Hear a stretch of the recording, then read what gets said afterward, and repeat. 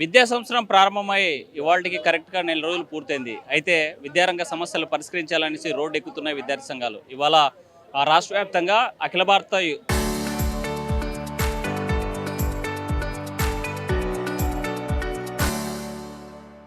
విద్యార్థి సమాఖ్య ఏఐఎస్ఎఫ్ ఆధ్వర్యంలో కర్నూలు కలెక్టర్ ఆఫీస్ ముట్టడించడం జరిగింది. మనతో మాట్లాడడానికి ఆ సంఘం నాయకులు ఉన్నారు. సార్ చెప్పండి, విద్యారంగ సమస్యలు ఏంటి, అసలు ప్రారంభంలోనే మీ ఆందోళన ఎందుకు? ఈరోజు ఏఎస్ఎఫ్ రాష్ట్ర సమితి పిలుపులో భాగంగా ఏఎస్ఎఫ్ కర్నూలు జిల్లా సమితి ఆధ్వర్యంలో కలెక్టర్ ముందు మహాధర్నా కార్యక్రమం నిర్వహించడం జరుగుతుంది.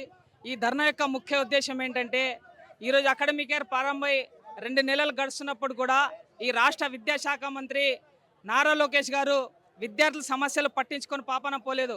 ఈరోజు రాష్ట్ర వ్యాప్తంగా సాంఘిక సంక్షేమ వసతి గృహాలు సమస్యలకు నీలంగా మారాయి.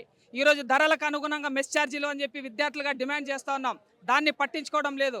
ఈరోజు తమ యొక్క చదువులు పూర్తి చేసుకుని డిగ్రీ, పీజీ, బీటెక్ విద్యార్థులు ఫీజు రింబర్స్మెంట్ రాలేక, తమ యొక్క సర్టిఫికేట్లు కాలేజీలో వేల రూపాయలు చెల్లించలేక, తమ యొక్క సర్టిఫికేట్లు కళాశాలలోనే వదులుకొని ఈరోజు రోడ్డుపై వెళ్ళి ఆటోలు లేకుంటే ఇతర పనులు చేసుకున్నటువంటి పరిస్థితి ఈ రాష్ట్రంలో ఏర్పడింది.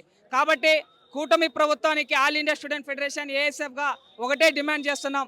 మేమేదో గొంతమ్మ కోరికలు కోరడం లేదు. మీ నాన్న చంద్రబాబు నాయుడు గారు సంపాదించినటువంటి ఆస్తిలో మేము వాటాలు అడగడం లేదు.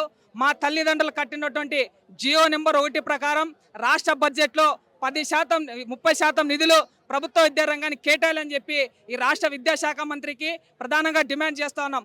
నీకు విద్యాశాఖ మంత్రికి పని చేయడానికి చేత కాకపోతే వెంటనే విద్యాశాఖ మంత్రి పదవికి నువ్వు రాజీనామా చేయాలని చెప్పి కూడా ఈ సందర్భంగా డిమాండ్ చేస్తూ ఉన్నాం. ప్రభుత్వం ఆల్రెడీ 10% మెస్ ఛార్జీలు పెంచింది కదా, ఎందుకు ఈ ఆందోళన? ప్రభుత్వం చెప్తా ఉంది ఈరోజు 10% మెస్ బిల్లులు మేము పెంచామని చెప్పి. కేవలం అవి పత్రికా ప్రకటనలోకే ఈ యొక్క ప్రభుత్వం కేటాయించింది. కానీ ఫీజు రింబర్స్మెంట్ గతంలో ఆల్ ఇండియా స్టూడెంట్ ఫెడరేషన్గా రాష్ట్ర వ్యాప్తంగా పోరాటాలు చేస్తే 600 కోట్ల రూపాయలు మేము కేటాయించామని చెప్పారు. కానీ ఇప్పటి వరకు కూడా ఏ ఒక్క విద్యార్థికైనా, ఏ ఒక్క కళాశాలకైనా కూడా ₹1 ఖాతాలో జమ కాలేదు. ఈరోజు కేవలం పత్రికా ప్రకటనలకే ఈ యొక్క ఎన్డీఏ కూటమి ప్రభుత్వం పనిచేస్తుందని చెప్పి ఏఎస్ఎఫ్గా మేము భావిస్తూ ఉన్నాం. అంటే విద్యా సంవత్సరం ప్రారంభం నుంచి ప్రతి ఒక్కరికి పుస్తకాలు ఇస్తున్నారు. విద్యార్థులకు ఆ రకంగా పుస్తకాలు ఇచ్చారంటారా? చాలా వరకు చూసుకున్నట్లయితే మాత్రము రాష్ట్ర ప్రభుత్వం విడుదల చేసినటువంటి పాఠ్య పుస్తకాల్లో మరి ఇంగ్లీష్ ఉంటే కొన్ని చోట్ల తెలుగు లేనటువంటి పరిస్థితి. అదేవిధంగా కొన్ని పాఠశాలలకి ఇప్పటికి కూడా పాఠ్య పుస్తకాలు అందనటువంటి పరిస్థితి కూడా ఉంది.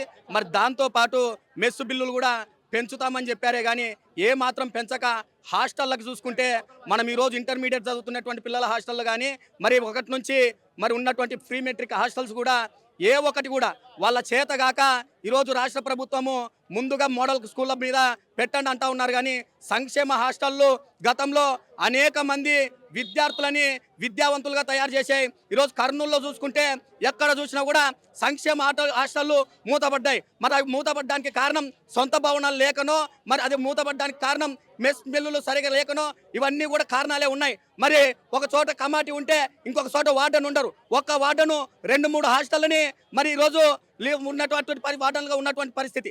ఇటువంటి తరుణంలోన విద్యార్థులు చదువుకునేందుకు మళ్ళీ స్కూళ్ళ పక్కనే సంక్షేమ హాస్టళ్లను ఏర్పాటు చేసి వారికి కడుపుకు అయ్యేటువంటి మెస్ ఛార్జీలు అనుగుణంగా ఈరోజు, ఎందుకంటే రాష్ట్ర ప్రభుత్వమే చెప్తా ఉంది గ్యాస్ పెంచాము, పెట్రోల్ పెంచాము, డీజిల్ పెంచాము అని. మరి అట్లా పెంచినటువంటి తరుణంలోన పాత మెస్సు బిల్లులు విద్యార్థులకు ఏమాత్రం అవుతాయని చెప్పేసి మేము అడుగుతా ఉన్నాం. మరి అదేవిధంగా నారా లోకేష్ గారు యువగలం పాదయాత్రలో గతంలో మరి ఉన్నటువంటి జగన్మోహన్ రెడ్డి పీజీ విద్యార్థులకి శాపంగా మారేందుకు ఒక జీవో తెచ్చాడు.